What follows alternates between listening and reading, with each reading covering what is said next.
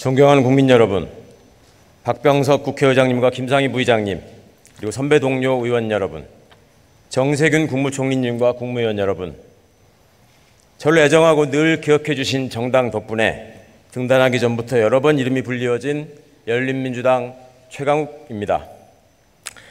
오늘 32년 전 이 자리에 섰던 한 초선 의원의 소망을 기억합니다. 그는 대정부 질문 첫머리에서 제가 생각하는 이상적인 사회는 더불어 사는 사람 모두가 먹고 입는 것 이런 걱정 좀 안 하고 더럽고 안 입고 온 꼬라지 좀 안 보고 그래서 하루하루가 좀 신명나게 이어지는 그런 세상이라고 생각합니다. 만일 이런 세상이 좀 지나친 욕심이라면 적어도 살기가 힘이 들어서 아니면 분하고 서러워서 스스로 목숨을 끊는 그런 일은 좀 없는 세상, 이런 것이라고 생각합니다. 라고 사람 사는 세상을 위한 소망을 밝혔습니다. 60항쟁으로 이끌어낸 민주화 이후에 한 세대가 지났습니다. 시민의 평온한 삶을 위협하는 권력기관으로서의 군과 정보기관, 경찰의 나쁜 관행은 상당 부분 해소되고 있다고 생각합니다.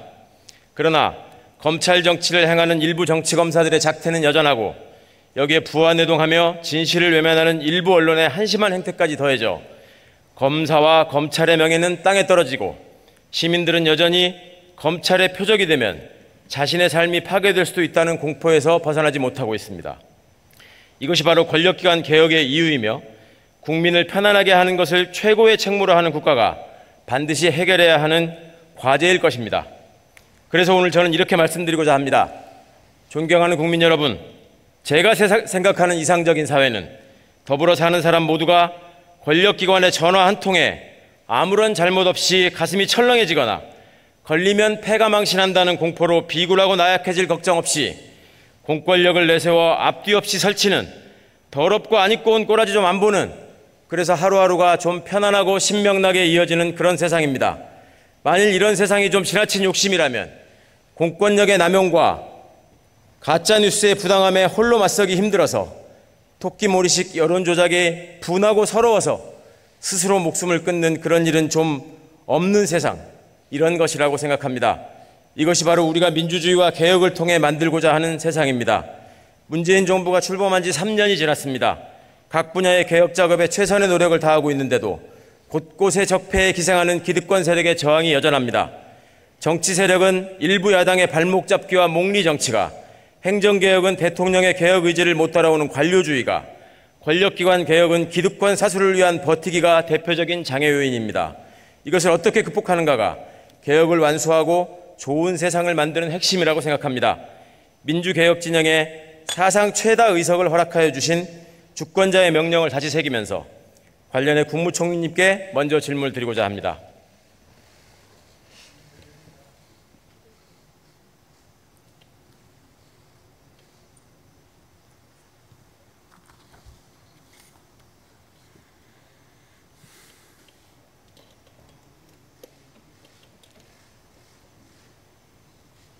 총리님, 코로나19 사태를 맞아서 최일선에서 지휘하시느라고 취임하시자마자 민방위복을 입고 계속 계셨던 장면들이 기억에 생생합니다. 오늘 정장을 입고 계신 모습이 오히려 낯설 정도인데 총리님을 비롯한 그간 공직자분들의 노고 또 K방역의 성과에 대해서 진심으로 감사드립니다. 감사합니다. 개헌의 필요성에 대해서 찬성하십니까? 예, 저는 원래 개헌론자입니다. 예. 지금 대통령께서는 물론이고 박병석 현 의장님과 총리님께서도 의장 시절에 모두도 필요성을 강조하신 이 개헌이 어떤 장애물 때문에 나아가지 못하고 있다고 생각하십니까? 제 개헌은 다른 입법과 달라서 여야가 합의를 해야 가능합니다. 네. 그런데 그간에 여러 번 기회가 있었습니다마는 한 번도 여야가 합의에 이르지 못해서 아직도 개헌이 과제로 남아 있습니다. 예. 말씀 잘 알겠고요. 주제를 좀 바꿔서 여쭤보겠습니다. 검찰총장이 장관급 공직자라고들 하는데요. 이게 근거가 있습니까? 뭐 그거야 이제 그 정부 조직법상 네. 중요한 직위에 대해서는 그 격이 정해져 있지 않습니까? 그런데 검찰총장은 장관급으로 이렇게 정부 조직에 정해져 있는 것으로 알고 있고 또 헌법상 기구로 이렇게 파악하고 있습니다. 총리님, 제가 알기로는 정부조직법상의 법적으로 명시적인 직급에 관한 규정은 없는 것 같고요. 한번 다시 확인해 주셨으면 좋겠습니다. 헌법상의 기구라고 하는 것도 검찰총장이 국무회의의 임명 과정에서 심의 의결 대상이라는 것뿐이지 그 자체가 헌법기관은 아니라는 해석이 다수설인 걸로 알고 있습니다. 지난해 이루어진 검사장급 관용차 지급 회수 알고 계시죠? 예, 검사장이라는 용어 자체, 검사장급이라는 직급 자체가 폐지된 것도 이미 15년이 넘는 일인데 계속 망령처럼 떠돌고 있습니다. 검사장급 검사, 잘못된 얘기지만 대검 검사급 검사가 차관급이라는 근거는 있습니까? 그것은 근거가 없는 것으로 알고 있고요. 네. 그래서 이제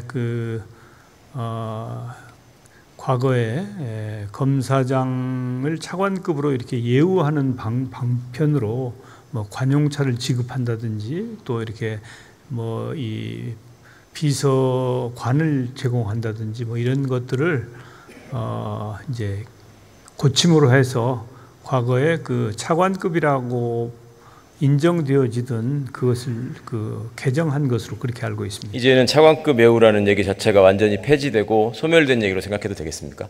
예, 그렇습니다. 네. 자, 저 화면을 좀 봐주십시오.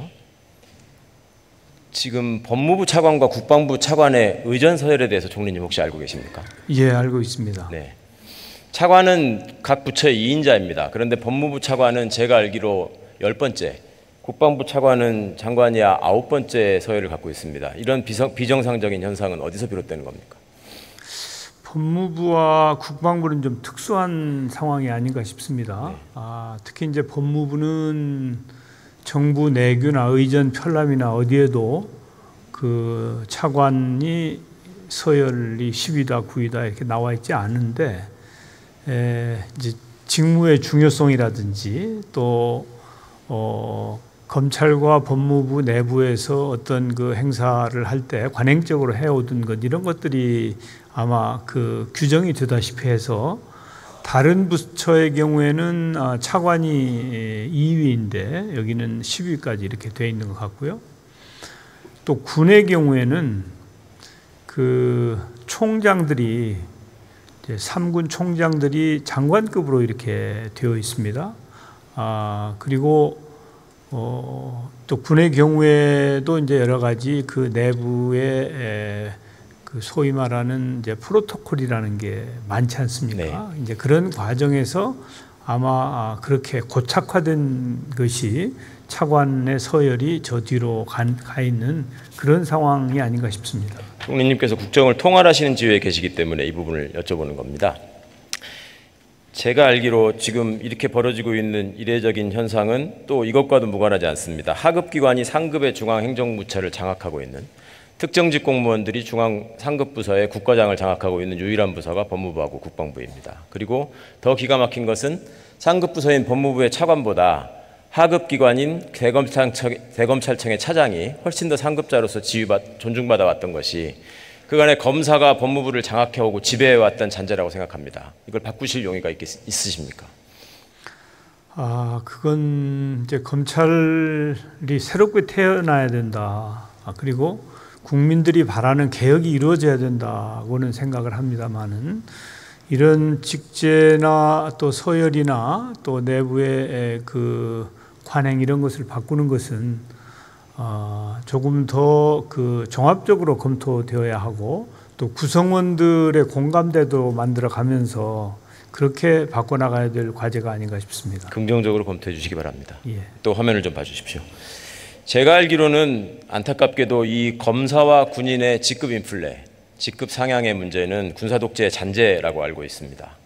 물리적 폭력과 합법적 폭력을 행사하는 두 기관을 기둥으로 해서 지탱해온 부정한 권력이 특권을 허락한 것 같습니다.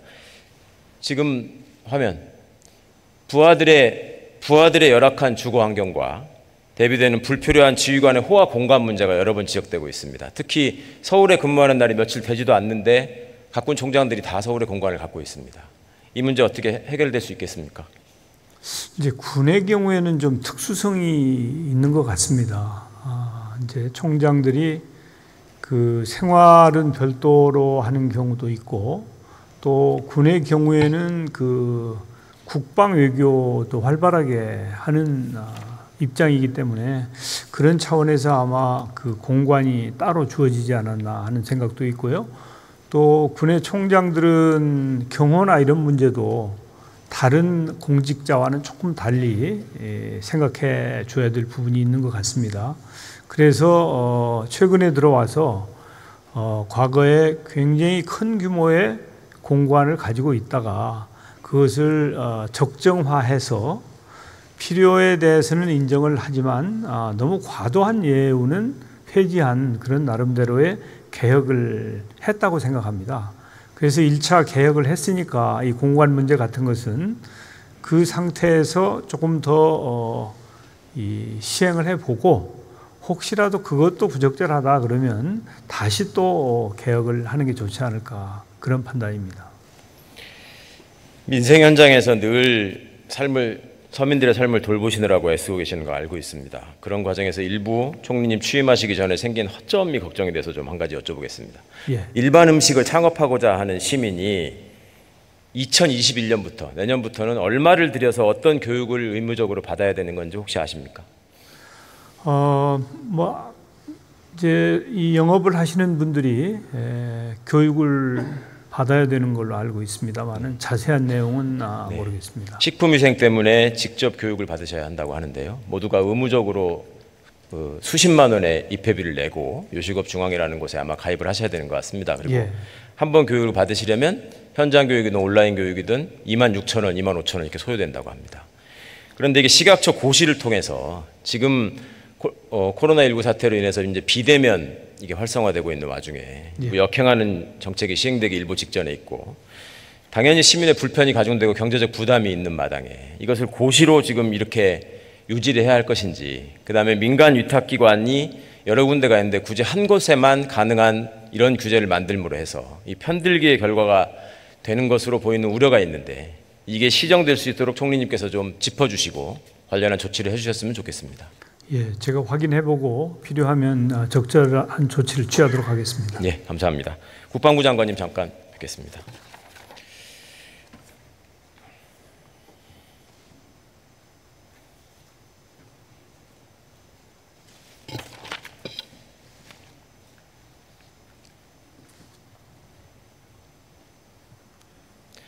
장관님, 군 통수권자를 보좌하는 지위에 계십니다. 맞죠? 네. 군령은 합참의장을 통해서 지휘권을 행사하시고 군정 분야에 대해서는 각군 총장을 지휘 감독하십니다. 맞죠? 네. 네. 지휘 서신을 지금까지 몇 번이나 내리셨습니까? 횟수는 취임 이후에 11번 정도 네, 내리신 걸로 11번. 제가 파악했는데 많이 내리셨죠? 장관님이 지휘 서신을 내리실 때마다 그 지휘 서신을 수령한 총장들이 지휘 서신의 타당성 여부를 한다면서 지휘관들을 모아놓고 회의하는 거 보신 적 있습니까? 그런 경우는 없다고 봅니다. 장관님의 지휘 사항을 이행하기 위한 회의는 하겠죠. 그렇습니다. 네. 그리고 그 지휘관이라는 사람들이 모여가지고 건의문 내는 적이 있었습니까? 건의? 네. 저한테 딱 별도의 건의는 없었습니다. 네. 만약에 그런 일이 생기면 어떻게 평가하시겠습니까? 제가 내리는 지휘사항이 다 합리성을 가지고 하기 때문에 그럴 일이 없다고 생각합니다. 네, 감사합니다. 법무부 장관님 나와주십시오.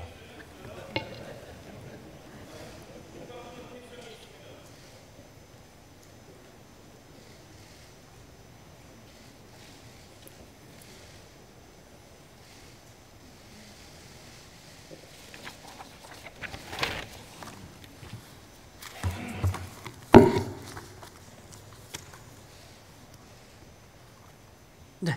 장관님, 연일 노고가 많으신데 저까지 불편을 드리게 돼서 송구합니다. 검찰에 대한 민주적 통제의 핵심과 요체가 뭐라고 생각해 보셨습니까? 검찰이 아마도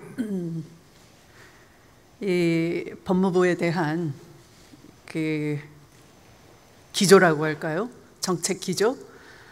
이런 것들이 과거 검사 출신 장관일 때는 순응하고 당연시 했는데요. 탈검찰화된 이후에 이 민주정부에서의 장관이 이제 대학 교수 또는 판사 출신, 변호사 출신 이제 이런 분들이 장관으로 오면서 검찰에 대한 국민적 관점에서의 인권 보호 강조라든지 또 비비 검사에 대한 감찰 시스템 강화 이런 것들을 해왔는데 여기에 대해서 조금 어색해한다고 할까요? 익숙치 않고 낯설다 그런 반응들이 있는 상황 같고요. 국민을 위해서 인권과 수사권의 남용, 검찰 공무원의 비위, 억제 이런 걸 위한 민주적 통제가 역시 중요하다고 생각합니다. 화면을 좀 띄우겠습니다. 역대 법무부 장관 67분 중에 비검사 출신이 단 15명에 불과합니다. 이렇다 보니까 과거 장관들은 검찰의 이익을 지키는 데 앞장서줬는데 다른 장관들은 특히 민주화된 정부에서의 장관님들은 국민의 이익을 지키기 위해서 앞장서시다 보니까 저항한다는 비판을 하시는 분도 있습니다. 공감하십니까? 네, 그렇습니다. 4월 2일 날 검언 유착 사건, 소위 채널A 사건이라고 불리우는 것에 대한 감찰을 지시하신 후에 그 6일 하고 7일 사이에 총장이 엉덩이에 종기가 났다 이러면서 병가를 낸 적이 있습니다. 네. 그 안에 감찰부장은 감찰 조사에 착수하고 보고를 하려고 했는데 총장이 계속 보고받는 것을 회피했습니다. 알고 계시죠? 네, 네. 총장이 병가를 내고 실제로 치료를 받았는지 확인해 보신 적이 있습니까? 뭐 그런 것에 대해서는 이후에 이제 지금 이 문제는 수사 중이고요. 또 제가 검사장에 대해서는 법무연수원으로 발령을 낸 이후에 법무부가 감찰을 할 수 있는 그 법무부 감찰 권한에 들어와 있습니다. 그래서 이 수사가 마쳐지면은 감찰에 들어가서 살펴보기로 하겠습니다. 감찰을 통해서 확인해 주셨으면 네. 좋겠습니다. 수사가 진행되는 과정에서 총장이 스스로 했던 약속을 뒤엎고 부장회의의 의견도 무시하고 전문수사자문단에 관한 의견을 고집하다가 장관님께서 도저히 그냥 두고 보실 수 없어서 수사지휘권을 발동하시는 상황에 이르렀습니다. 그런데 그 전에 왜 그토록 계속 수사진에 개입하고 개편하려고 했던 것입니까? 총장은. 아마도 제 식구 감싸기로 알려져 있는 것처럼 지금 문제의 사건 관련자인 검사 장관은 한 팀으로 이루어서 이제 이른바 직연, 오랫동안 깊은 그런 직연이 쌓인 돈독한 관계라고 들었습니다. 그래서 아마 이 수사에 대해서는 그 연을 끊지 못하고 계속 그 중립성의 우려, 수사 독립성을 해칠 우려를 낳은 그런 행위를 한 것이 아닌가 짐작이 됩니다. 전직 장관님과의 면담 또 그 과정에서 한 발언이 보도가 된 것이 있었는데요. 조국 전 장관에 대한 당시의 장관 지명자에 대한 수사와 관련해서 당시에 쓴 영어를 보면 장관의 요청에 의해서 내가 만났다. 선처를 요청하길래 듣고 있었다. 이런 식의 표현을 쓰고요. 장관님께서 지휘하신 내용을 결국 지금 그 내용대로 이행하는 과정에서 일주일을 끌다가 결국 그대로 이행함에도 불구하고 지시를 그대로 수용합니다. 그대로 이행하겠습니다. 따르겠습니다라는 직접적인 단어는 한 번도 쓰지 않습니다. 왜 이렇다고 생각하십니까? 잘 모르겠습니다. 민주적 통제라고 하는 것은 헌법이 정하고 있는 것이고 법무부 장관님과 국방부 장관님께는 특히 조직의 중립성과 관련해서 공정성과 관련해서 굉장히 중요한 부분이라고 생각합니다. 이런 태도로 민주적 통제에 그대로 응할 상황이라고 보십니까? 뭐 일단 지휘 수용이라고는 문건을 보냈으니까요. 네, 지켜보기로 하겠습니다. 잠깐 화면을 좀 보시겠습니다. 과거에 검찰 개혁과 관련해서 그 문자 메시지를 보낸 적이 있습니다. 우리가 어차피 앞장서서 얘기해도 우리 검찰에 불리할 거는 별로 없다. 언론이 개혁적인 방향인 것처럼 보도해주고 국민이 그렇게 생각하면 된다. 이런 식의 얘기가 벌써 몇 년 전에 있었습니다. 지금 검찰의 태도가 여기에서 많이 달라졌다고 보십니까?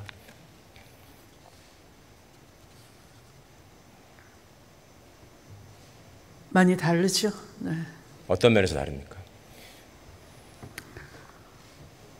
제가 깊이 우려하고 있는 것은 이미 국민들은 이 검찰의 민낯을 다 봤습니다. 무분별한 수사권의 남용, 절제되지 않은 검찰 권한, 이른바 살아있는 권력이라고 하지만 또한 미래의 권력을 향한 끊임없는 구애의 몸짓, 이런 것을 보고 아, 검찰이 이제 권력도 탄생시킬 수 있다, 이렇게 생각하는구나, 굉장히 위험하다 생각합니다. 그래서 민생경찰로 돌아가야 되는 것인데요, 거기 돌아가기까지는 지난한 진통이 예상되고 저항이 예상됩니다. 그래서 그냥 쉽게 뭐 그렇게 검찰 개혁을 구호로 완전히 외친다고 해서 하루아침에 달라진다라고 보지는 않습니다. 총장의 측근과 그 친인척에 대한 수사가 지지부진하고 또 봐주기 처분을 일관한다는 내용, 감찰이 형해화되고 있다는 지적 꼭 가슴에 새기시고 실질적인 감찰이 이루어질 수 있도록 해주시기 바랍니다. 그리고 수사 과정에서 안타깝게 숨져간 분들의 그 이유에 대해서도 확실한 조치가 있었으면 좋겠습니다. 감사합니다. 견제받지 않는 권력은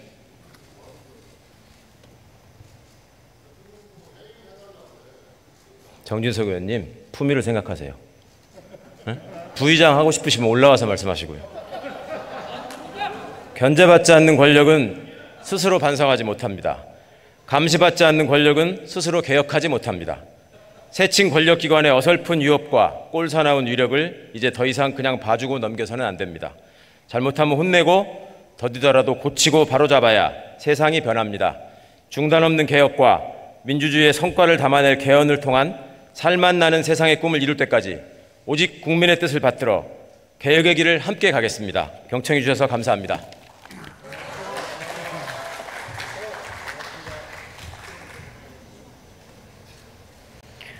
최강욱 의원님 수고하셨습니다. 다음은 서울 서대문 을 출신의 더불어민주당 김영호 의원님 나오셔서 질문해 주시기 바랍니다.